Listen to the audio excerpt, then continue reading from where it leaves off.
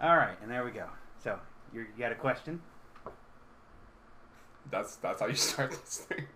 Well, no, you asked me if I have a question. Yeah, no, I said I was going to forego the introduction, so it's like if you got a question. What do you want out of this thing? That's what I'm trying to figure out.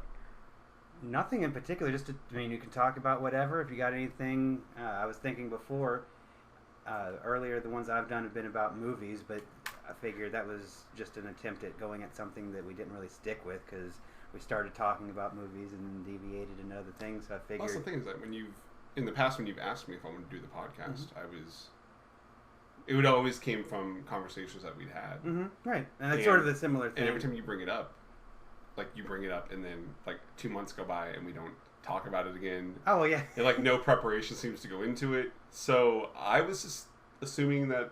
Did you bring notes or did you make notes? No, I didn't. Okay. No. So what I'm assuming is that you wanted this just to be as casual of a conversation as anything else we ever had. Yeah, based off the ones that I've seen, I've listened to, they can be as detailed as the people doing them want them to be. I'm not worried about what other people are doing. Well, okay, then if my answer to your question is any and everything. If you got something on your mind, what have you seen recently? Is there a political issue that you feel strongly about? You kept asking me to do the podcast.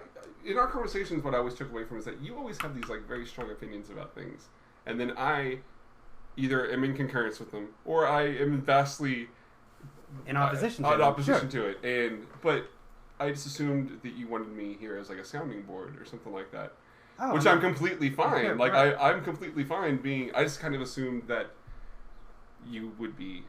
I have nothing to say. If I wanted to talk about something, I would have. Well, no, okay. I'll get the ball rolling in the sense of I was thinking about this before you came over. You saw Captain America recently. I did. I saw Captain America recently too, and I noticed that you, along with a lot of other people, seem to enjoy it quite a bit. I did, especially compared to the first one, because I did not care particularly for the first one. You didn't, okay. Any particular thing or aspect of the second one? Because I'll go on record, I didn't love the first one, but I enjoyed it, and the second one I enjoyed as well.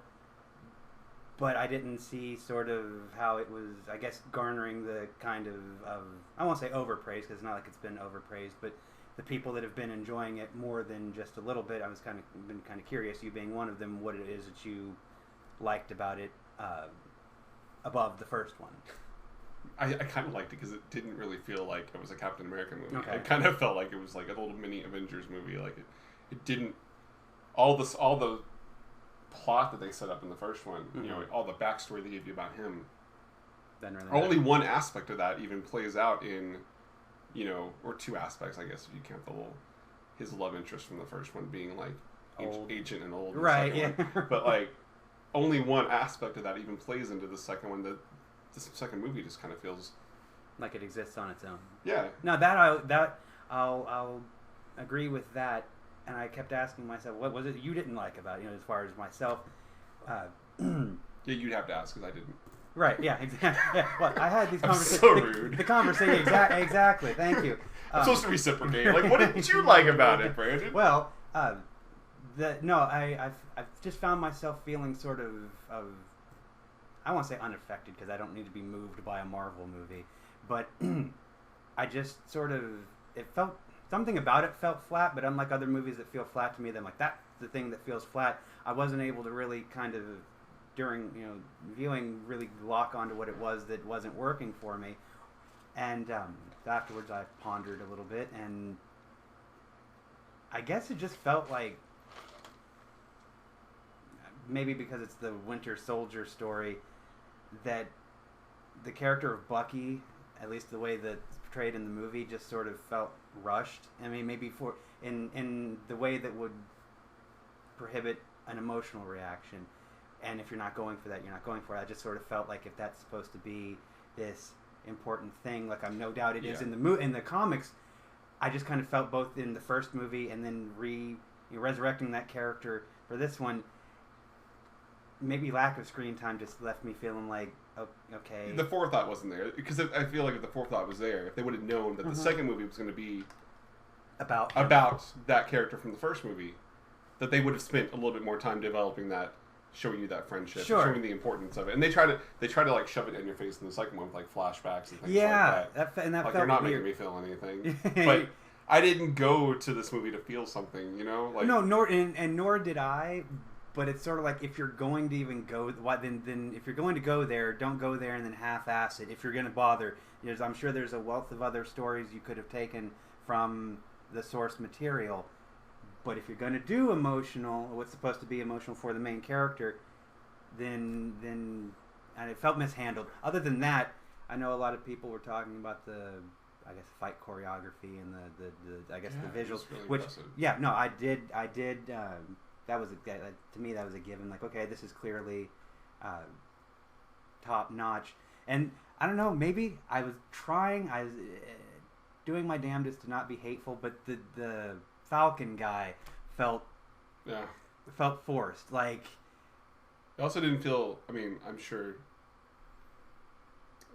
it just didn't feel original. I mean, like, it's hard, and that's a stupid thing to say, but considering when you're talking about like it's based on the comic book, dumbass. Right. But like, I kind of feel like that kind of sidekick-ish feel already exists, like in the Iron Man universe, you know. yeah, And, we got to give him a roadie, and yeah, it felt unnecessary. And I also kind of felt the second movie was more of like a Black Widow story than it was like you were. yeah, I mean, She was pretty predominant for a movie. This would be a Captain America movie. Like, right. she was in this movie quite a bit. Which, Well, by the way, I'm not complaining. Right, sure. And I'd rather that dynamic between the two of them, probably based off the fact that she's already an established character from several other movies, felt more effective than, be it their back and forth about, him, Captain America asking a girl. I noticed that as far as his dating life and just I was just surprised though that like so much of it wasn't about him. Like, so much of this movie had very little to do with him.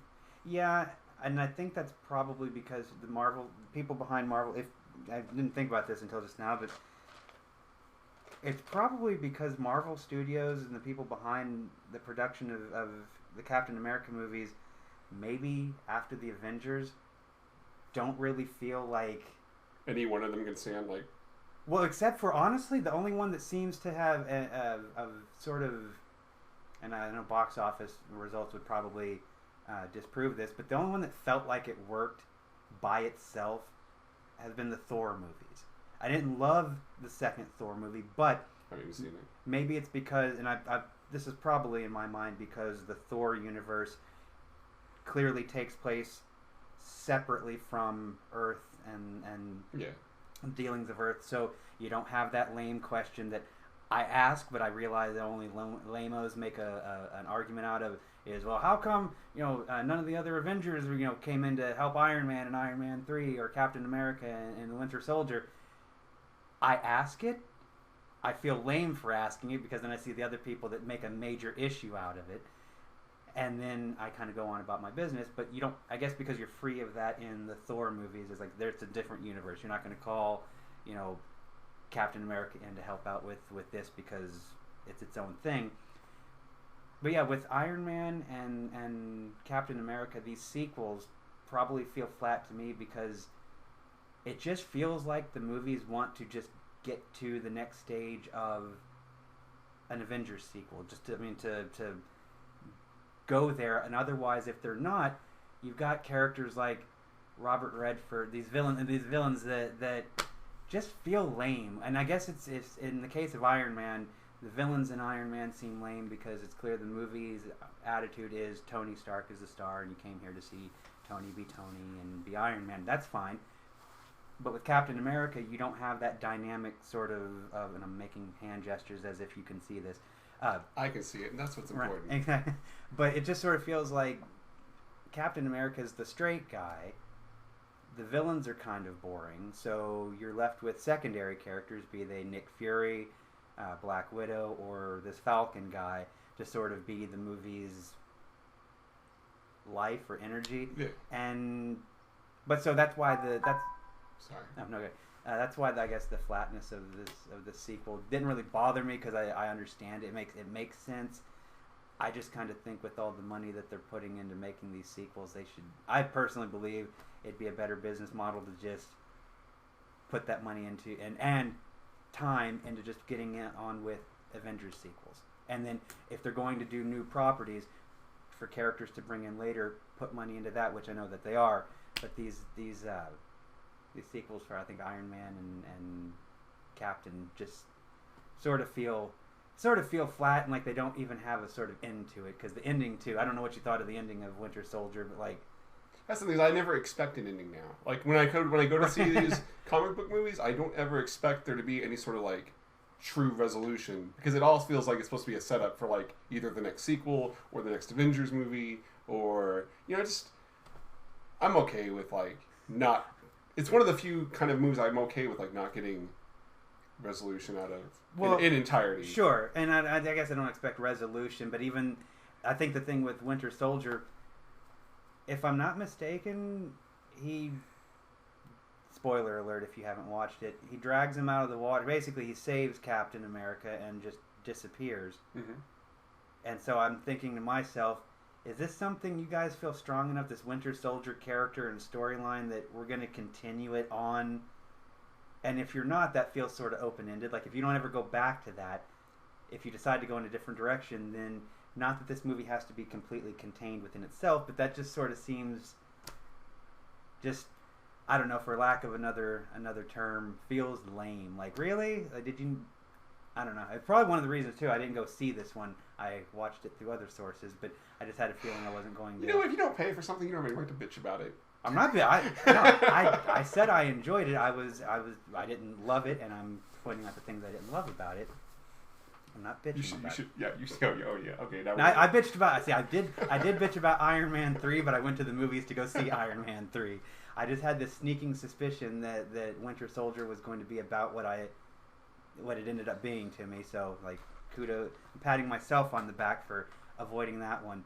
So, yeah. Oh, having not paid for it and then getting exactly what you expected to get out of it. Pretty much, you don't feel like, oh, I'm disappointed I didn't spend money on that, or I'm glad I didn't waste money. Well, and that's why I don't feel gypped, and I'm not pissed about it. Like I was a little butthurt about Iron Man 3, to be honest with you, but that's capped off by the fact that I went to go pay for it. I had even remote inkling of hope, but given who was working on that one, and I feel stupid because afterwards, like, I should have known better. I should have. Shame on me.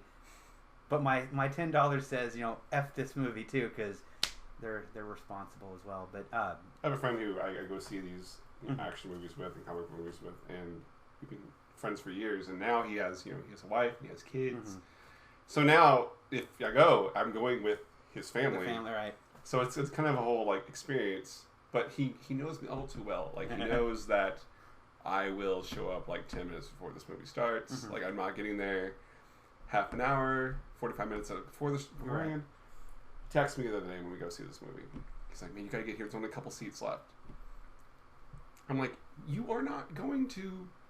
That's not going to motivate me to move. So all I do was I log on to Flickster, find the showtime, and buy my ticket on my phone as I'm driving to the movie theater. Right. I'll get there when I get there, man. Like, you're already there. Save a seat. Right. He's like, no, never mind. It'll be fine. I'm like, what are you trying to say? Never mind, don't come? Or... Like, never mind, you'll be fine. Like, it's not going to be a problem. Oh, okay. So basically, he was just lying to me to get me to get there early. Deceit before... So I get there, I've already bought the ticket. And he's actually at the concession stand when I walk in. That's where I got to pick up the ticket at. And I'm like, let me guess. It's empty in there. He shakes his head, yes. Like, you realize I paid an extra $1 for the ticket online just because you said there were like no seats left. Like, why did you lie to me? What purpose exactly did that serve? Has that ever worked? Have I ever shown up on time for anything, whether or not it was important or not? No. Does he not? Do you not know me? Well, I mean, yeah. I'm sort of more hung up on why was it that important for you to get there 30 minutes ahead of time? I think the important thing was I just don't show up 10 minutes late. Sometimes I will show up like while the trailers for the things are playing. Okay, but who's affected by that but you? Now, I get like I get maybe that's hard to find your group when they're already seated and the lights are out and everything like that. And right, and I understand that's more that's you're screwed. I got my seat right here. Exactly. I will save my seat. I hope the best for you, sir. He's just looking out for me. I guess it's right. good looking out. See, the asshole in me is like, he's got ulterior motive. I don't know what they are, but it's like, it can't possibly. I kind of figured, because we were seeing it like on a Tuesday. I was like, it can't possibly be that crowded. It's like the Tuesday evening after the weekend it already came out. Like, the people that really wanted to see this movie have already seen the movie. Like, was it a Tuesday evening or? Yeah, it was after work and stuff. Yeah, but it was like it wasn't even like the good theater. Right. It was like the theater. It was like the closest theater that was between the two of us. Right. I was like, as soon as he said it, I was like, bullshit. I'll just buy the ticket. I call bullshit. I'll get there when I get there. Right. Well, if I'm going to a movie and I invite somebody to the movie and they're going to meet me there, I don't want them to sit in the front row. I'll hold the seat next to me. But if you don't get here until the lights are out and the previews are running, then that's your bad. If you have fun stumbling across people. But I didn't tell. But yeah, it doesn't like, oh, you better get here. You better get here. I didn't buy your ticket. I'm not affected by this in the slightest. And especially if you have a reputation for getting there, right at the end down to the wire. That was the other thing. I was like, if it's so crowded, why don't you just buy my ticket? If there's only a couple seats left, I'll pay you when I get there. Just buy the ticket. No, that's when he said it'll be fine. I was like, when push comes to shove and his money gets involved in it. Yeah, I was like, how it'll be fine? You said there's no tickets left, hardly. That's when I thought something was up. I was like, well, fuck it, I'll just buy the ticket myself. You start getting suspicious about going to the movie with your friend and his family. What's going on? Yeah, exactly. Am I being punked? This is something's afoot. We walk in, it's like Philomena's on the screen. Like, oh, great. That's what's wrong. Not that I wouldn't watch Philomena. I loved me some Judi Dench. Oh, do you? Okay. It's just that when you're psyched into seeing Captain America, and then someone pulls the old switcheroo on you, and you're like, that's not Captain America. It's Captain Philomena. Captain. Which, you love Judi Dench. Would you like to see her running and jumping and all? And actually, I would cringe every time I'm like, oh my god, this could be it. She could die. Even though you know she made it through the production and she's in the two sequels are already being filmed right now. You're still worried. It could be CGI. You're still worried. They could motion capture her a lot, and she got the hell out of her. Yeah. In none of those options. I'm not against any of those. I would pay at least one time just to see that. I was always really disappointed that the Chronicles of Riddick movie didn't pan out into the sequels that they wanted. Because I really liked her character in. Oh, that's right. She was in Riddick, wasn't she? Yeah. Okay. She's like the old lady that just floated and fucked the people. I always like that. Did you see those? Have you seen all of them? I mean, there's only 3. I didn't see the new one. Okay. The one that looked more like Pitch Black. Yeah. The Riddick. Riddick. Yeah, I haven't either. But I find it interesting that I have friends that are that are big Vin Diesel fans and big Fast Furious and Riddick fans, and they get pumped about it. When those people come out of it going, these are people I can sit there and have a mind-numbingly infuriating conversation about the quality or lack thereof of the Transformers movies, and they'll pretty much at the end of the day fire back with, "Hey, Optimus Prime all the way." Okay. Really? Hey, you know what? If one of my friends, it doesn't seem to matter how shitty the Wolverine movies might be. He goes to see some Hugh Jackman as Wolverine. I get it. I understand. It's telling when those people walk out of these going wow, you couldn't even... You managed to bore people who are satisfied with just going there pretty much to see Riddick or Optimus. Maybe it's one of those things fool me once, shame on me. Fool me 3 or 4 times. Maybe. Maybe it's just run its course with people. Maybe, but that's what I was kind of positing. But then it's also telling that these same people, when it gets down to why didn't you you didn't like Transformers 3? It's because the formula's worn thin, huh? And you can only take so many shitty movies before Optimus isn't enough, huh? And they fire back with, that's when they sort of pull a Sudoku on me. I think I get one row and then I think I got it right, and they fire back with, no, I'm just, I don't like the girl they replaced Megan Fox with. Okay, wait, okay, so you're going to see this movie not just for Optimus Prime. Solely for... But Optimus and Megan. So an action buddy comedy, or a movie Optimus and Megan would be up your alley then? So I don't. I still. How many have there? Okay, how many have there been? 3. The fourth one is the one that Mark Wahlberg. Shia LaBeouf's Whoa, it's not even. How do you say his name? Shia. He's not famous anymore. I don't know how to say his name. Exactly. No, Shia LaBeouf's not in the 4th one that's coming out. Mark Wahlberg is in the 4th one, and I don't know if Megan Fox is going to be. I think she's probably too busy with the Ninja Turtle movie. I finally saw a commercial for that. Ninja Turtles. Oh my god. I've never like people on Twitter are like, oh, my childhood's ruined. Like when something gets remade from their childhood. Yeah. I'm like, shut the fuck up. Like you're being dramatic. Childhood. I just saw this commercial. Childhood ruined. Like I'm like I could finally relate to someone like having something that they held dear to them, like ripped out of their chest and like looking at the beating. Yeah. My beating childhood. Yeah. Really? It was just horrible. Like, well, okay. I mean, and mind you, I'll preface this with the prediction based off of Michael Bay, and you know, and you got anything with Michael Bay behind it, and is pretty much guaranteed to be an overlong piece of shit with like cool looking explosions. And having said that, watching the trailer, I know it's not going to be good. Yeah, the trailer bored me.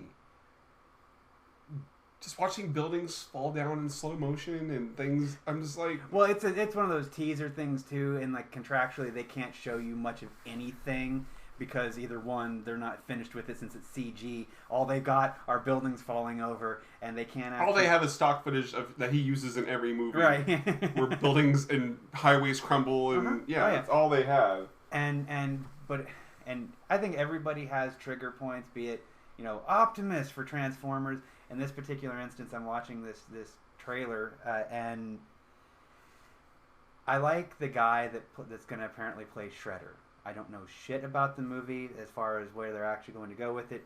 Just seeing him talk and like knowing that he's going to be like, all right, that does not a good movie make. I know this, but I sat there like, all right, I'm saying I'm going to check this out is sort of redundant because it's like it doesn't matter how shitty it is. I'm going to check it out. And so either, if nothing else, to bitch accordingly or to, you know, that childhood being ruined.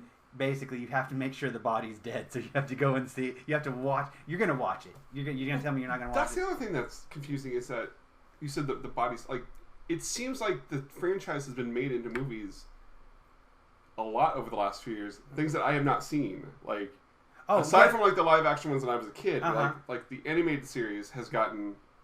apparently a movie in the last decade. Yeah, I don't know. I know they did the... Like, we were talking about Captain America. Chris Evans apparently was, like, the voice of something. Yeah, that was the TMNT movie that they did that was, like, animated. And that's the other thing is, like, there's one that's been based off of the cartoon, and then there's been, like, a computer-generated one. Well, I know the TMNT is the CG animated. I get so confused. Well, that's what I'm saying. That's why the idea of, you know, is your childhood ruined with the Turtles movie? No, because they've been doing so many incarnations of this shit. They've gone beyond whenever I was watching and whenever I was a kid that it's already theoretically been ruined. And yeah, but I didn't see those, so they didn't ruin it for me. Right. Well, it's the fact that Michael Bay has anything to do with this. Sure. Well, come on, you're going to tell me. I'm not excusing the potential shit fest that this movie is going to be. But it's sort of like, can it be worse than Turtles 3? Because even did you not remember when they go back in time? Did you not remember being disappointed by that as a kid? Like I did when I went to go see that. Even at the time that it came out, the fact that like the week after it opened, I went on a weekend downtown Fort Worth, and that theater there was like there was hardly anybody there. Like I remember just thinking, wow, the realities of the world. Like I couldn't. You could ignore the shittiness of The Secret of the Ooze #2 because when you went there, or if you're like me, my memory is I went there opening weekend and it was busy, it was crowded, kids all over the place. Yes, you got a shitty movie, but I guess they hadn't been burned yet because the first one was actually somewhat decent at the time. But Turtles in Time is the name of the game, but that they put out. But Teenage Mutant Ninja Turtles 3. You didn't remember that being shitty when you went to go see it? I just remembered not liking it because April was different. Well, yeah, but she was April. She was different. I didn't like the second one either. Okay. Like I like the. You like the ratty redhead. Children like consistency. That's why like children's television shows. Yeah. Like a season can be like 10 episodes, and they just rerun the shit out of it for like 5 years, and children will watch the shit out of it like over and over again. When I go to see Teenage Mutant Ninja Turtles the movie, and then you give me another one like 2 years later, I want all the same people to be in it. Yeah. And one of the turtles was different. Like you could like. One of the actors that played, I think, one of the turtles had changed. Yeah, Corey Feldman did Donatello in the first one, and he wasn't in the.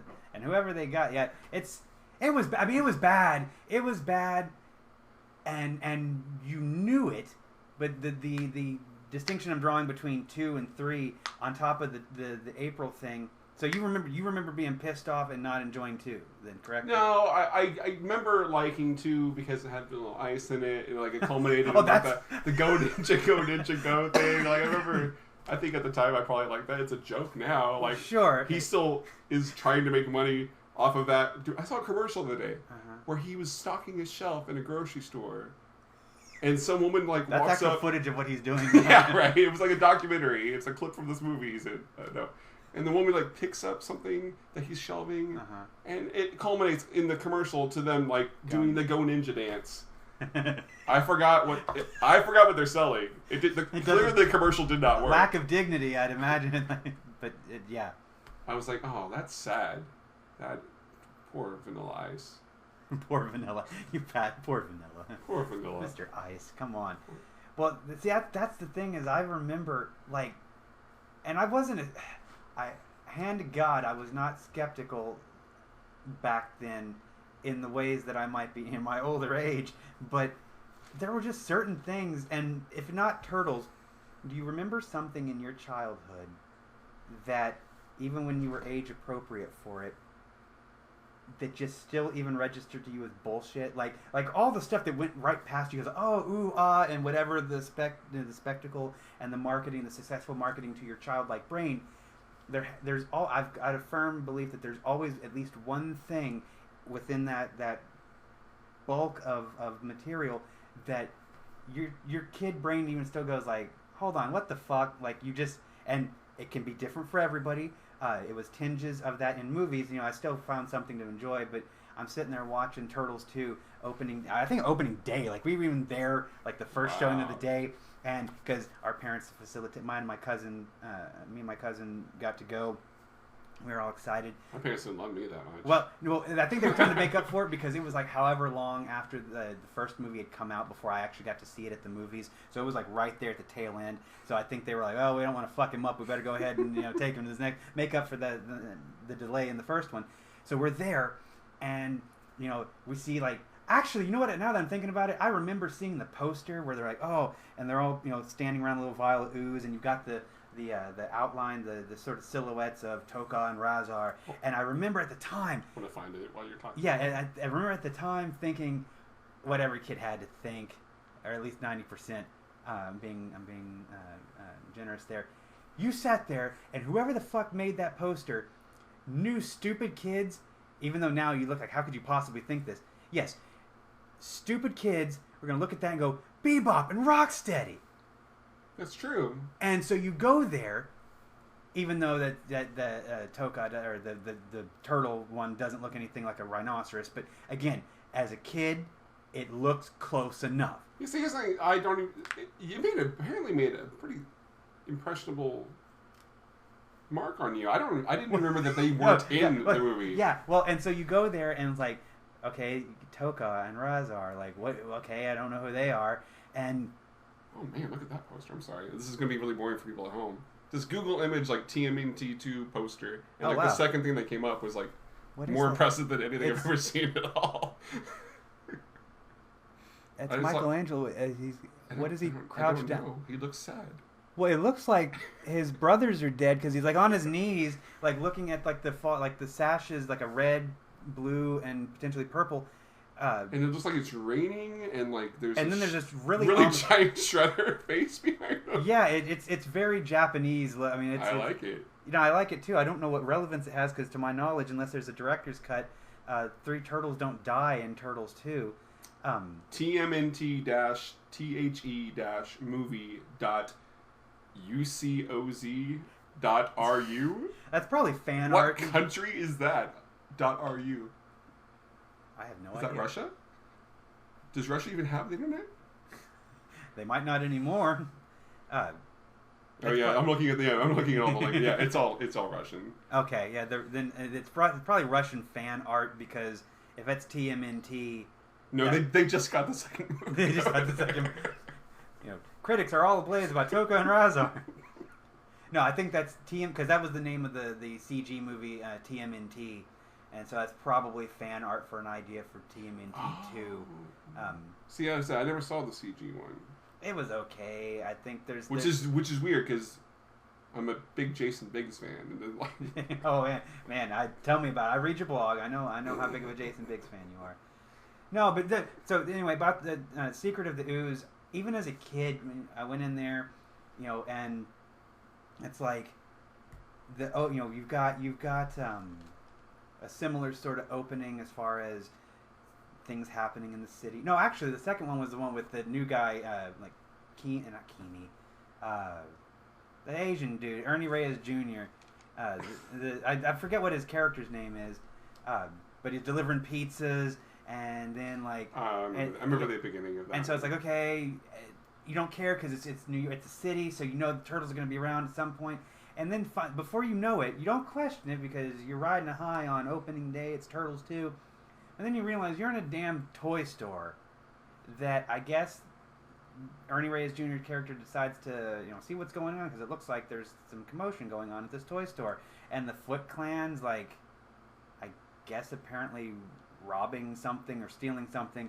And so Ernie Reyes Jr. is fighting the members of the Foot Clan, and he gets outnumbered, and he's about to get overtaken, and then down the stairs behind him, you just see the turtle. And again, it's very sort of like if you went to go see the live show, that they did, or any kind of live reenactment of the Turtles. It's very set up for kids, and that's fine. But then after they make their little jump in the air and it freezes, and you get Teenage Mutant Ninja Turtles 2, and they get down to the ass kicking, you start realizing it's getting... Wait, the ass kicking?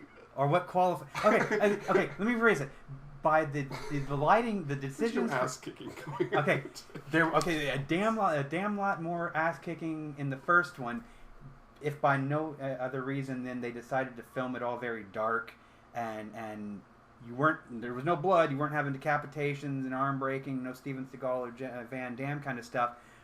But the decision to film the first one and fight scenes at night added an element of, even though it's still Michelangelo on his back spinning around, taking out Foot Clan members. It's in an old shitty brownstone, and it's dark. It at least gives the illusion, this is a bit more serious than a toy store, a brightly lit toy store, where the gaggle of Foot Clan members go from just turtle fodder in the first one to you're falling for gimmicks like Donatello swaying back and forth like he's a blow-up doll. A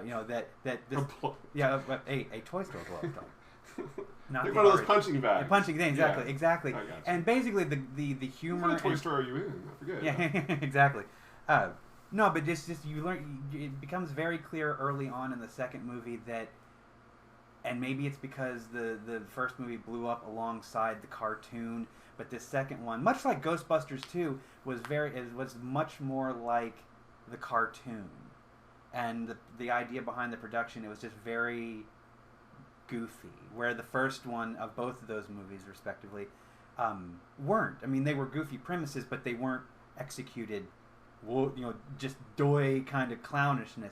And so then you that's when I kind of felt the first tinge of this. You were already critiquing these movies as a child. Well, I was reacting to it. I wasn't sitting there with my glasses, and I think it was just how I was feeling, because other people, I guess, were fine to take the opium that was given to them. I remember what's wrong with opium? Nothing's wrong with opium, but you paid for the ticket. You might as well enjoy it. I enjoyed the opium. I just made the mental note that the opium I had last time when I came here was much better opium. That's it. You give me good opium to start from, don't bitch when I come back. How much of this was analogies you came up with in the moment, or analogies you are now equating back later in life? I just was. You didn't have reference point for exactly. when you were a child. Exactly. Thank God. Not until I was 12. I was 10 or something at the time. I always get the ending of the second Ninja Turtles movie confused with the ending of the fourth Lethal Weapon movie. Okay. Like where they're like fighting on like the dock and like things are like on fire. Someone's drowning and like Jet Li is there somewhere. Jet Li's in both those movies, oddly enough. Oh man, I think that's the third Turtles movie, and the third. No, the second. No, it was the second Turtles movie because it had Vanilla Ice and he was. Like, oh, they were on the dock of Super Shredders, all like, just... Yeah. Okay, that's right. Thank you. Oh, but see, when you say the end of Turtles 2, my first image goes to Go Ninja Go, with, like, them being back in their turtle lair, and, and hearing... It's bad enough seeing them dancing to it, and seeing... I can't remember any of this. Okay, well, that's the thing, is they're in that club that Vanilla Ice is in, and that happened to be like on the dock somewhere. Apparently in the dock area, yeah. That's where like the party's happening. Yeah, exactly, like, on the dock. Yeah. And a concert's going on, and they go and they end up fighting. And at a certain point, I don't remember. See, the only thing I don't remember is how the Shredder went to died or was crushed to then be able to come back as the Super Shredder. I forget that transition. Not that it matters, but point being, they don't even actually beat the Shredder. He's just tearing. They're under the dock, and he's tearing through and smashing through. Just lots of property damage. Right, and basically ends up dumbass crushing himself because that's all they really have to do is get out of the way, because as he's coming at them, doesn't realize, shithead, there's a whole thing above you that these structures that you're tearing through to get to them is gonna collapse. Which is a nice, like, if you're gonna take your kids to a movie, and you want there to be like a takeaway from it. Clean your room, or it's going to crush you. It's going to crush you. Although, wow. Oh, so I'll get to this in a second, because I just had a revelation of how shitty these things are. Get to it now, you're going to forget. Okay. It's dawning on me. They defeat the Shredder in the second movie by just getting out of the way. And then That's a metaphor. No, and then I'm reminded in the first movie they don't actually beat the Shredder. He just like runs off the building. He gets killed because Splinter gets out of the way.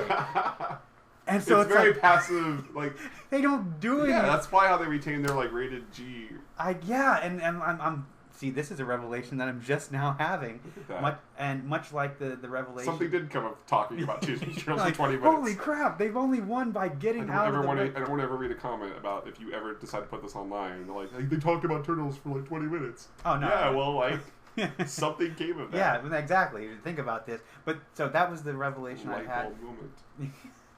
But the Turtles too, after they've gotten out of the way and Super Shredder's killed himself essentially.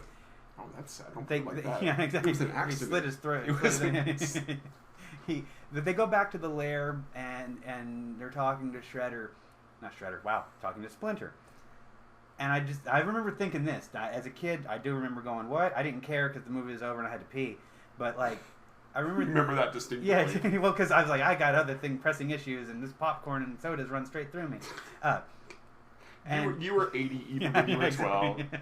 No, but they go to the lair, and Splinter's all sort of, I guess, oblivious initially to what they've been doing, and I forget the dialogue. Not that it's important, but they go to leave, and he shows them the newspaper that talks about the destruction down at the docks or whatever, and so it's as disciplinary action or whatever, on getting themselves seen. 10 flips, like in the first one, 10 flips now.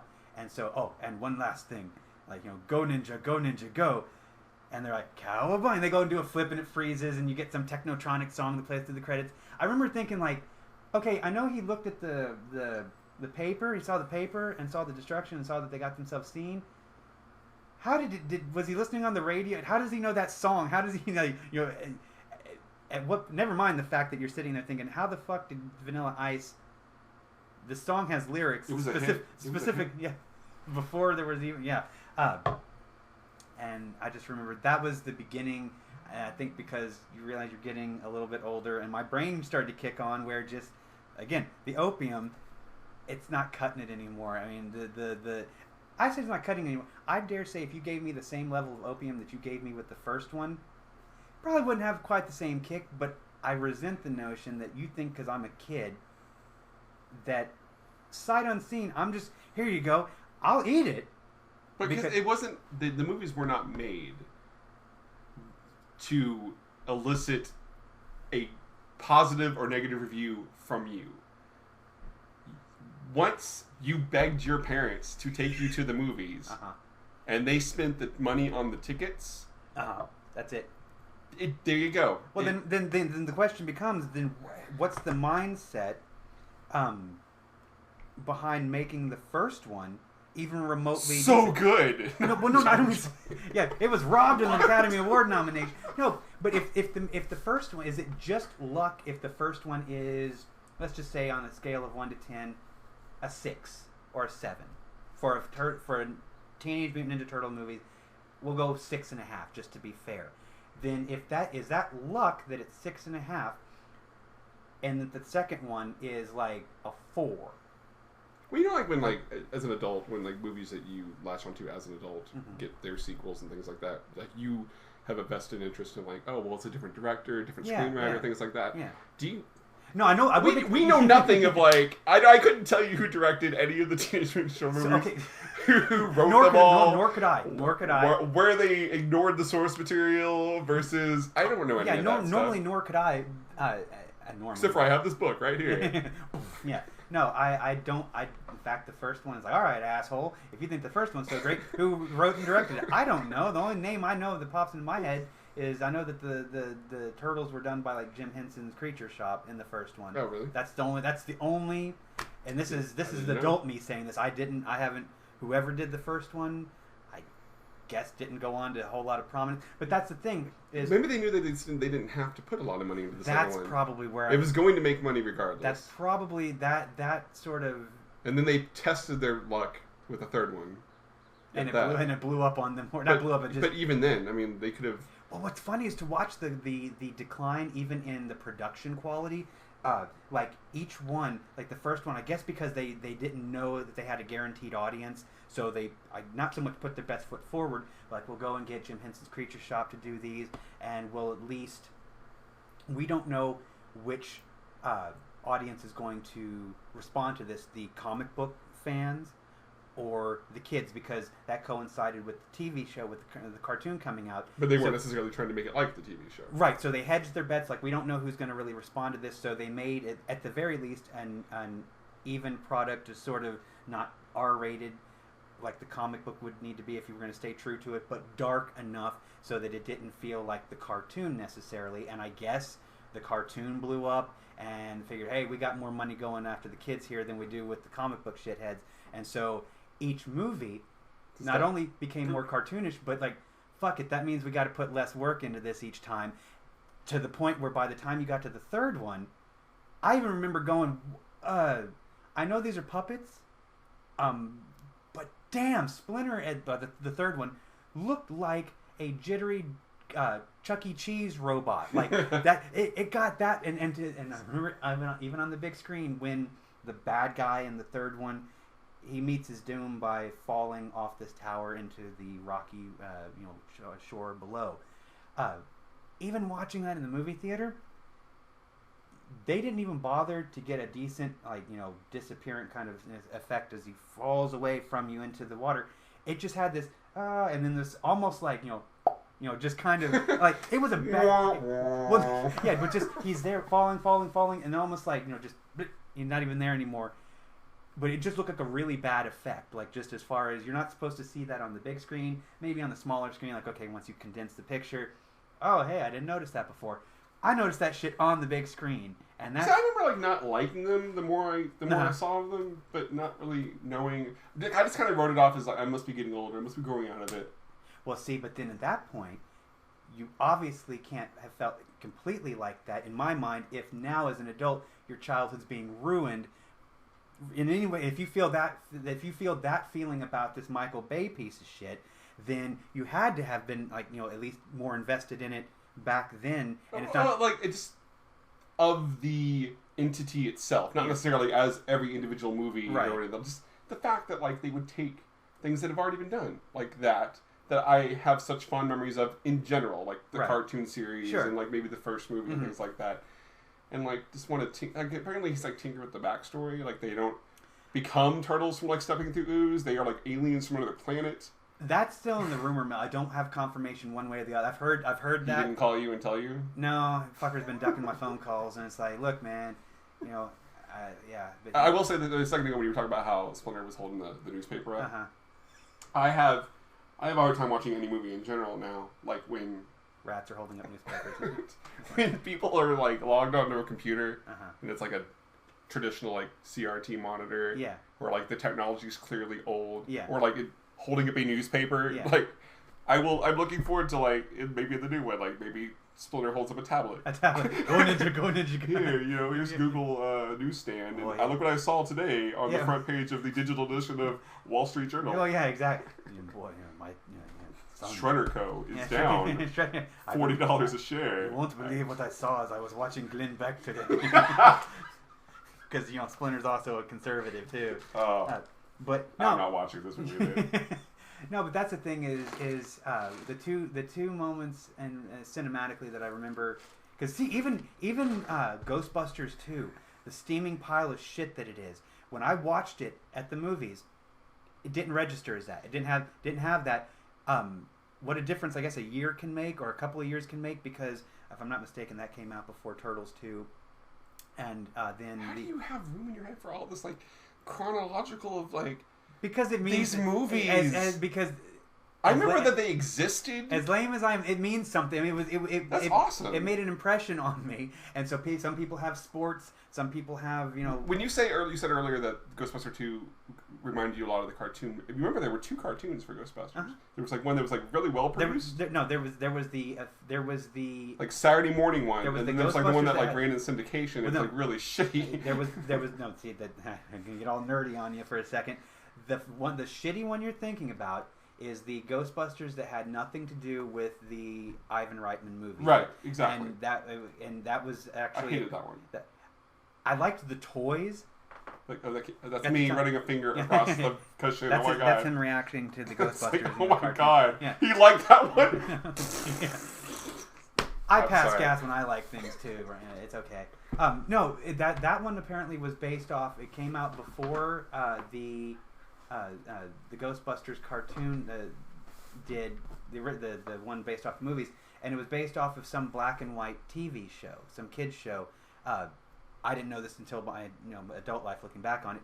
It's the Filmation's Ghostbusters.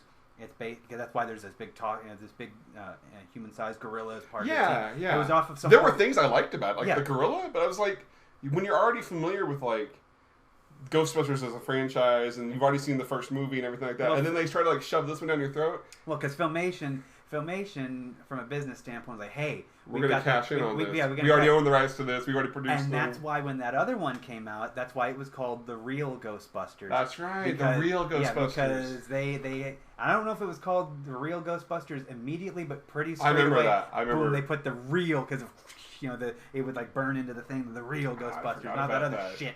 But that was the thing, is that Ghostbusters 2 was like the cartoon, even to the point where Annie Potts' Janine Melnitz character, the reception, Annie Potts is very grateful that you brought her up. Just yeah, you're welcome, Annie. But no, in the first one, just a bookish Annie Potts character. In the second one, she's got the red hair that Janine had in the cartoon. All of a sudden, it's just a lot more exaggerated. Slimer looked more like he did in the cartoon. It just basically, you could tell that the second movie was made for kids who had basically come out in droves as fans of the first movie. Which is weird, though, because it's kind of a dark movie. The first one absolutely is. And the second movie, it's still... The second one's kind of dark. No, it is. Right? I was going to get to that. It is, and the reason I think it's a shitty movie don't they deal with like sacrificing a baby or something like that? Yeah, the guy, the dude in the painting wants to get out of the painting and has to be basically possess the baby to be able to get out of it. So, hey, all these kids are gonna come out and see this movie. What should we make it about? This child has to die. Well, that's the reason. The reason it's a train wreck is because it doesn't pander to the audience that it was. Well, it does actually. What it feels like is the original team's like, you know what, we're going to do the second movie, and what's it going to be about? It's going to be about something dark, just like Gozer and Zool and things in the first one. Oh, awesome! It's this painting, and it's this evil, like, warlord who's got to get out of this painting. And but they did have to pander to the audience. And so it's like, we're going to do that. Well, don't forget. Hold on. A bunch of 10-year-olds are. Yeah, exactly. So then it's like, oh, okay. So we front load, or in the back end of this. Okay, we'll make Janine look cartoon. All of a sudden, she's just gum chewing. She was gum chewing in the first one, but just really exaggerated look to her. And then we'll also have, we'll change the look of Slimer, because Slimer, I guess, was too creepy in the first one. We'll make him look more puppet-like, and then we'll have, we need something that bad guy is going to scare people. And so, Zool in the refrigerator was creepy as shit in the first one. And that weird asexual Gozer character. I thought you were going to say Sigourney Weaver. No. Well, no, but it's like, you had that in the first one. Yeah, but these 10-year-olds are going to be watching this now, and all right. So what's your solution? Well, ooze, like slime, and slime will make the Statue of Liberty like walk, and and the Powerpuff Man thing, the. Well, no, Stay Puft was in the first one, but Stay Puft was creepy in its own way. Stay Puft wasn't put in the first one as a fear buffer of like, oh, kids are going to be creeped out. It was put in there as this sort of ironic, creepy in its own way.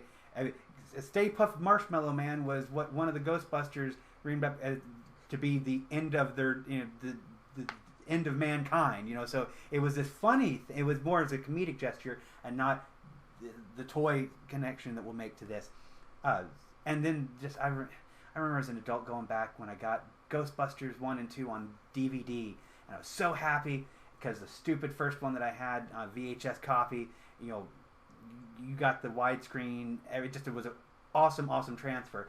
And it came with Ghostbusters too. Like, all right, we'll pop this in because I have decent memories. But I was thinking, like, all these DVD sets now where like you can buy like the first 3 films or 4 films like on one disc. Mm-hmm. I imagine binge watching these movies back to back. Mm-hmm. That's where you start to see. Oh, like, sure. A lot of when you're able to compare them so fresh in your head, back to back, like they really screwed the pooch on this one. Oh, yeah. Well, you start to realize the end of Ghostbusters 2 has like they defeat the guy with the ooze, and then the baby's saved, and I guess the picture, like, I get it, he's like, oh, he dies, but the picture's suddenly replaced not by the bad guy's image, but by this weird Greek kind of goofy send-up of like all 4 of the Ghostbusters around the baby, but it's very, very, very cartoony, and it's very silly. And I don't necessarily, this is not me claiming the Ghostbusters has to be epic and highbrow, but damn it, again, I go back to the opium. If you don't give me some really, really good shit the first time around, and then start giving me subpar product afterward, and you can, but then don't act like you don't understand why I'm pissed off or I'm upset because... Do you think that maybe that's what's kept them so at distance from, like, when the rumor mill always gets put out there, hey, they're talks about a third one, things like that. You think that maybe the subpar quality of the second one is what kept a lot of them away? Probably because Ghostbusters lost a lot of credibility for a number of years that it's garnered back because now retroactively, shit, that was a good... Ironically, though. Right, I mean, but what was old is cool again, things like that. Right, but then another generation, it's basically generations are going by, and I still stand by one of my all-time favorite movies is the first Ghostbusters. I think it's one of the most unique movies that I've seen, mainstream movies, in my life as as a child or an adult, and probably through happenstance in that the origin story of what it was supposed to be initially, conceptually speaking, and what it had to kind of become because they didn't have the special effects or the budget to be able to do this. You got this thing that's both creepy and funny and cool and this genuine, creepy and kooky, mysterious and spooky. Exactly. And I'm moving my hands as if I'm playing with a Rubik's cube, and there's no. But just I. Oh yeah, I found myself doing that too. Yeah, and I was like, it probably helps, maybe. Yeah, exactly. get my point across to those who can't see. You know it's there. Oh, they've already fell asleep. But no, that's I all that's to say, because we'll be wrapping up here in a moment, is that what this ended up being as a acknowledgement that if you have something out there, and think about it, you out there in internet land, if there's something from your childhood that you remember even when you were a child, thinking or getting a hint, and maybe you suppressed it, but getting a hint that this is really dark kind of bullshit and molestation. Well, no, in art, in movies and television, and possibly written word, but not in your bedroom, not in your bedroom with Uncle whoever. No, and the last example I'll give, and it came out around the same time as Turtles 2, is I remember going to see Batman Returns, the second Batman movie with Catwoman and the Penguin, and with Michelle Pfeiffer. With Michelle Pfeiffer and Danny DeVito, yes. Yeah. And that was Danny DeVito, by the way. Yeah.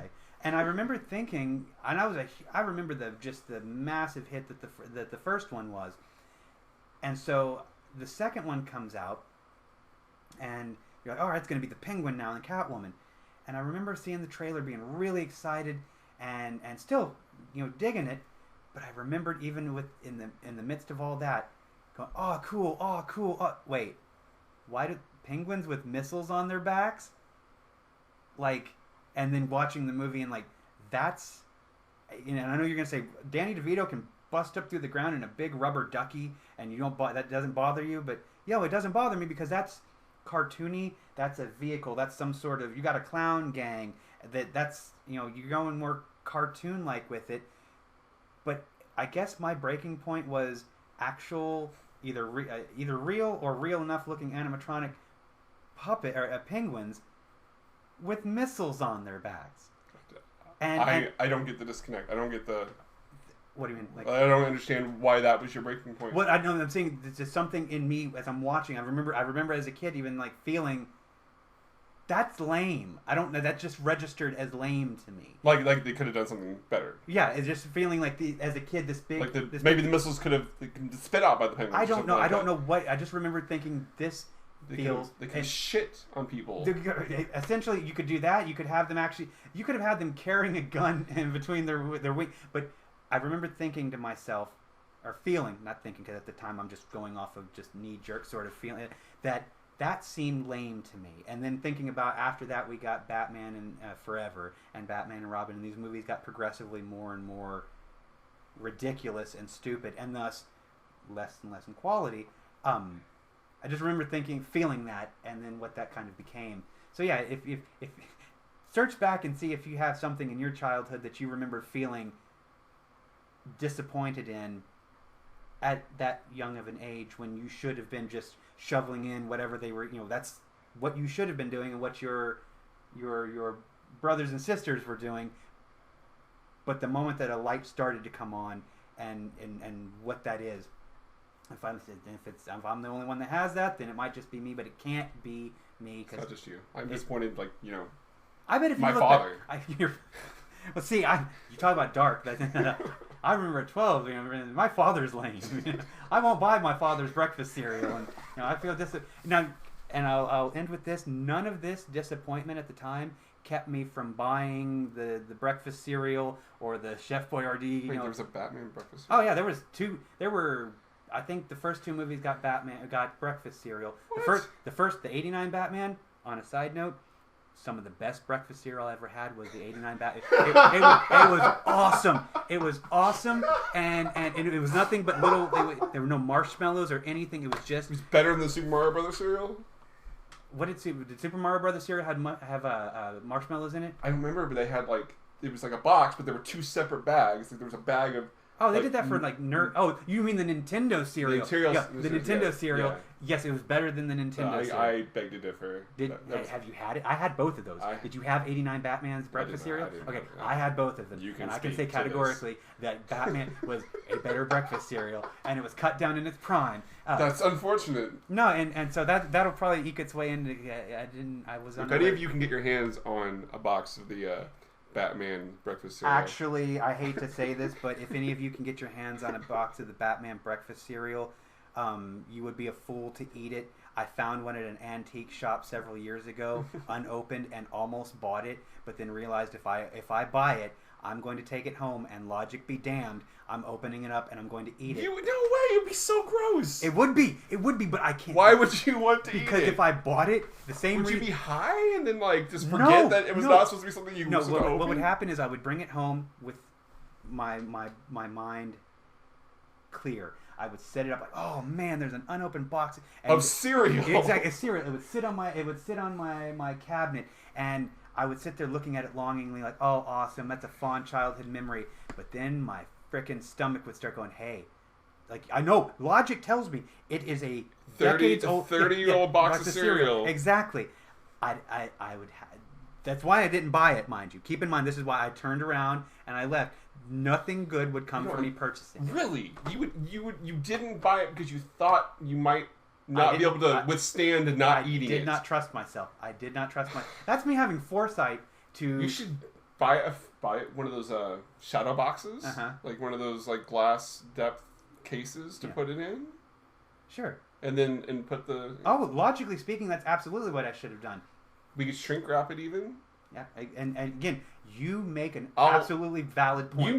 You put it in there, lock it up, and then give me the key. And you will never eat that cereal. Would you break in case of emergency, break the glass open? I'm not going to risk having to stage a Mission Impossible style excursion or operation to get the cereal to have it then explode in my mouth when I realize, dumbass, this is a 30. Wait. Okay, so I'm sorry. I know you want to wrap this up, but. The idea of having this decades-old box of cereal in your apartment or your home, you would risk potential food poisoning versus just going. You live 2 blocks from a Tom Thumb.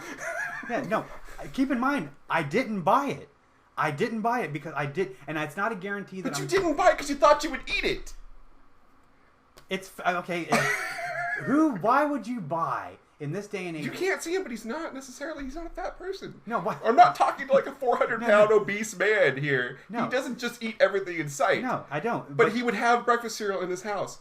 You would remember how delicious it was when you were a child? Yes. And you would be like, I need that back in my mouth right now. In a manner of speaking. Well, I don't think... That's not guaranteed. There's too much of a... I wasn't willing to risk it. And... Wow. Well, no, and I didn't... It wasn't necessary because... One, why am I buying this?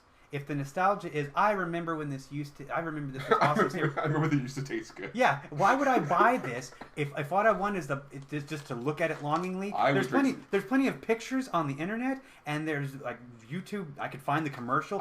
I fault you for this, but if someone handed me a bottle of Crystal Pepsi...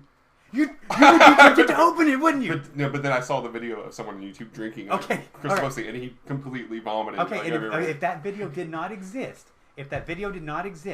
I'm not sure I would test myself. And I'm not sure. I can't say for Knowing sure. what regular Coke can do to a penny, like if left, yes, I don't think I would take decades-old Crystal Pepsi and ingest it. And internet audience, this is me saying that it's not guaranteed that I would partake in 30-year-old cereal, but much like my friend here, I don't think that I would, but I wasn't going to. Now, keep in mind. That's 100% sure.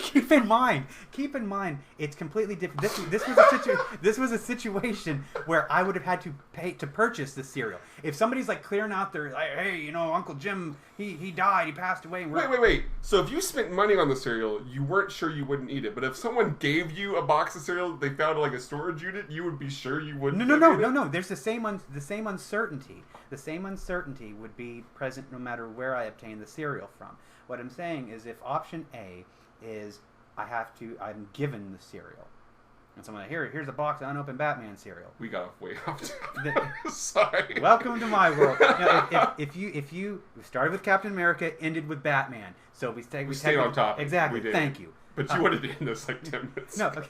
But now I'll really end after saying this. If the two scenarios are, one, the box is given to me and I don't have to actually pay for this, then at least if I end up breaking and opening it, eating it, and suffering because of it, then I can say, you know what? I'm an asshole. I'm a dumbass. I didn't pay for this.